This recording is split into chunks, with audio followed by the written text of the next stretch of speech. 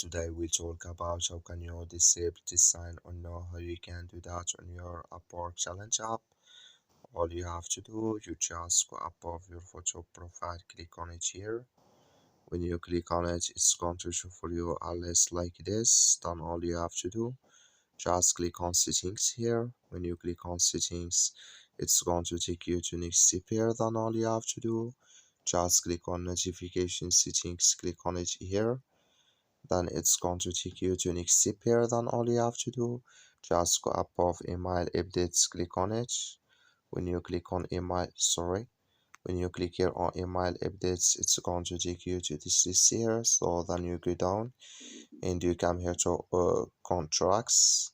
So then you come here to here is made or a contract banks. So then you click in this sign or this color. Like you see color, it's gone. That's mean it's disabled with us now. That's all you have to do. Thank you for watching. Don't forget to support us by liking.